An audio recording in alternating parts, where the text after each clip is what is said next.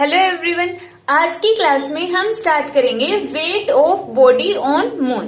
Previous lecture में हमने study किया था कि मास और वेट के अंदर क्या डिफरेंस होता है, difference between mass and wait.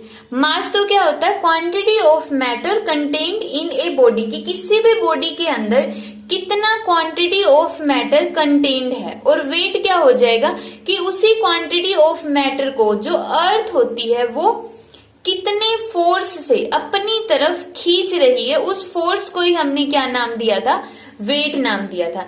इसके ऊपर हमने एक वीडियो बना दी है। अब हमें कंपैरिजन करना है कि जो वेट होता है, ये तो हमें पता है कि जो मास होगा वो हर एक प्लेनेट के ऊपर क्या रहेगा, सेम रहेगा।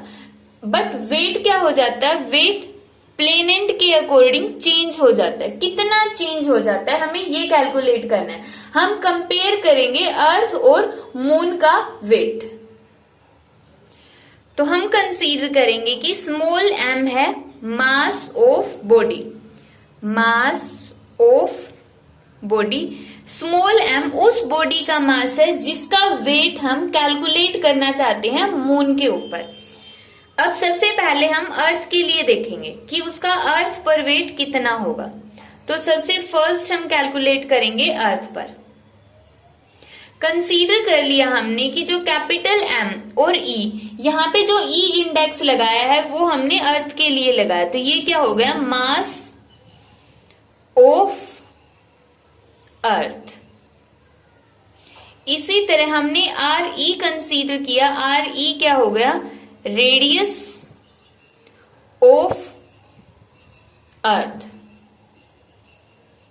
तो यहां पर वेट कितना होगा, wait of body, weight of body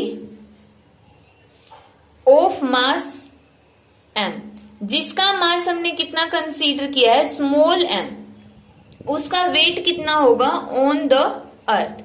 earth पर उस बॉडी का वेट कितना होगा, जितना उसका मास एक्सपीरियंस करेगी। जब वो बॉडी जितना मास, जितना फोर्स एक्सपीरियंस करेगी उसी को हम क्या बोलेंगे, वेट बोलेंगे। तो अर्थ का फोर्स मतलब Fe, gravitational force of attraction, उसी को हमने क्या बोला है, वेट बोला है। और E हमने किसके लिए लगा दिया, अर्थ के लिए। तो फॉर्मूला क्या बन गया, यहाँ पे Gm, यहाँ पे E लगा दिया। ये नीचे है, E मल्टीप्लाई में नहीं है, इंडेक्स है, और m divide by R E square. इसको हमने मान लिया इक्वेशन फर्स्ट। अब हम किसके लिए सोल्व करेंगे, मून के लिए सोल्व करेंगे। मून, मून के लिए हमने कंसीडर किया कि m और नीचे स्मॉल m, इसका मतलब इंडेक्स, मास ऑफ मून। ये क्या हो गया, मास ऑफ मून। Rm, Rm क्या हो गया, radius of moon, radius of moon. हमने एक्सपेरिमेंटली ऑब्जर्व किया कि जो रेडियस ऑफ अर्थ होती है वो होती है 4 times radius of moon. Mean जितनी मून का रेडियस है, जितना मून का रेडियस है, अर्थ की रेडियस उससे कितनी होती है, 4 गुना ज्यादा होती है। इसी तरह मास ऑफ अर्थ कितना होता है, 100 टाइम्स होता है मास ऑफ मून से। जितना मून का मास है उससे 100 गुना ज्यादा होता है। यहाँ पर जो ये वाला m है वो मून के लिए है, ना कि बॉडी का मास है। ठीक है। अब तो वेट कितना हो जाएगा यहाँ पर, weight, weight of body, weight of body of mass, weight of body of mass m on the moon. Moon के ऊपर कितना मास हो जाएगा, कितना वेट हो जाएगा, Wm। और इसी को हमने क्या मानना है, फोर्स मानना है। तो कितना हो जाएगा, G, मास ऑफ मून और ये बॉडी का मास, डिवाइड बाई Rm स्क्वायर। ये हो गया इक्वेशन 2। अब हमें क्या करना है, डिवाइड करेंगे। Dividing equation first by second. First equation को हम सेकंड इक्वेशन से डिवाइड करेंगे तो हमारे पास क्या आएगा, W of E weight of body on the earth, weight of body on the moon is equal to WE की वैल्यू आ गई GME small m divide by RE का स्क्वायर मल्टीप्लाई बाई, अब WM की वैल्यू जब हम रखेंगे यहाँ पर तो वो आएगी डिवाइड में, और डिवाइड से जब हम लेकर जाएंगे तो वो यहाँ पर पलट जाएगी, कितना आ जाएगा RM का स्क्वायर GM और M। ये यहाँ पे नीचे लिखी हुई थी और नीचे लिखे जब हम इस टर्म को ऊपर लेकर जाएंगे तो इस तरह से पलट जाएगी, जो यहाँ पर डिनोमिनेटर में होगा RM का स्क्वायर वो कहाँ पर चला जाएगा, ऊपर चला जाएगा। अब जो कैंसिल हो रहा है कैंसिल करो, G से G कैंसिल, स्मॉल m से स्मॉल m कैंसिल, तो यहाँ पे क्या बन गया WM is equal to ME RM का स्क्वायर डिवाइड बाई RE का स्क्वायर और मास ऑफ मून। यहां से पूरा सोल्व करने के बाद हमारे पास ये आता है।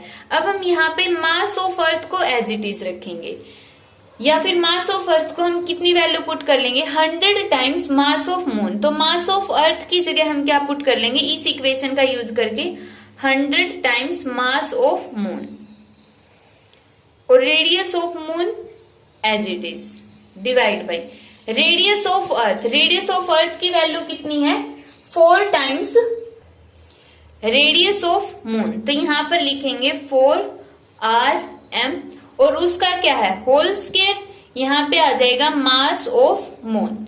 अब जो चीजें कैंसिल हो रही है उसको हम कैंसिल करेंगे, मास ऑफ मून से मास ऑफ मून कैंसिल, कितना बच गया ऊपर 100 RM का स्क्वायर। यहाँ पे 4 का स्क्वायर कितना आ जाएगा 16 और RM का स्क्वायर मीन्स RM का स्क्वायर। यहाँ पे RM स्क्वायर से RM स्क्वायर कैंसिल, बच गया 100/16, कैंसिल करेंगे 4 से तो यहाँ पे आ गया 4, यहाँ पे 25, इसको दोबारा कैंसिल करेंगे 4 से तो कितना आएगा 6.2। तो यहाँ पे आ गया weight of body on earth, weight of body on moon is equal to 6.2। इसको हम क्या लिख सकते हैं, weight of body on earth, weight of body on moon is approximately. ये वाला सिंबल किसका होता है, इक्वल का, और ये वाला सिंबल होता है अप्रोक्सीमेटली। अप्रोक्सीमेटली का मतलब क्या होता है, जैसे 99.9 है, इसको हम ये बोल सकते हैं कि 100 है, तो इसी तरह हम अप्रोक्सीमेटली लिखने के बाद 6.2 को हम कितना लिखेंगे, 6 लिखेंगे, क्योंकि ये 6 के पास है। तो यहाँ पे कितना आ जाएगा, wait of body on earth is 6 times wait of body on moon. तो ये हमारे पास रिलेशन आ गया है। यहां से क्या पता मीनिंग होगा कि किसी भी बॉडी का जो वेट, जितना वेट उसका मून पर होता है, अर्थ पर उसका वेट 6 गुना ज्यादा होता है। फॉर एग्जाम्पल हम कंसीडर कर लेंगे कि किसी भी बॉडी का वेट मून के ऊपर कितना है, मान लिया उसका वेट है 25 न्यूटन, तो उसका वेट अर्थ पर कितना होगा, अर्थ पर कितना होगा 6 गुना वेट ऑफ मून, और weight of moon, weight on moon, moon के ऊपर कितना वेट है उसका 25। तो यहाँ पे सोल्व करने के बाद आएगा 150 न्यूटन। तो देखो एक पर्सन है जो मून पर जाकर उसका वेट हो जाता है 25 न्यूटन, और अर्थ पर उसका वेट कितना होता है 150 न्यूटन, 150 न्यूटन। तो मून पे जाके हम इतने ज्यादा लाइटर हो जाते हैं, हल्के हो जाते हैं, और अर्थ पर हमारा वेट क्या हो जाता है, ज्यादा हो जाता है। तो इस लेक्चर में हमने स्टडी किया कि किस तरह से कोई भी पर्सन है या कोई भी ऑब्जेक्ट है, उसका वेट एक प्लेनेट से दूसरे प्लेनेट पर वेरी कर जाता है। यहाँ पर तो हमने मून का एग्जाम्पल लिया, हम कोई और एग्जाम्पल भी ले सकते हैं कि जैसे जुपिटर पर कितना होगा, मरकरी पर कितना होगा, अलग अलग प्लेनेट्स के ऊपर हम इसी फॉर्मूले का यूज करके हम वेट निकाल सकते हैं। एक क्वेश्चन और कि हमने अभी तक स्टडी किया था कि जी की वैल्यू अर्थ पर कितनी होती है, acceleration due to gravity earth पर कितनी होती है 9.8 मीटर पर सेकंड स्क्वायर। और acceleration due to gravity moon पर कितनी होगी?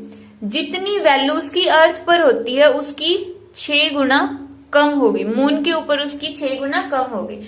अर्थ पर है 9.8, तो 9.8 को जब हम 6 से डिवाइड करेंगे तो हमारे पास आएगा 1.625 मीटर पर सेकंड स्क्वायर। तो मून के ऊपर एक्सीलरेशन ड्यू टू ग्रेविटी होता है इतना 1.625 मीटर पर सेकंड स्क्वायर। यहाँ पे ये स्क्वायर है, पर सेकंड स्क्वायर।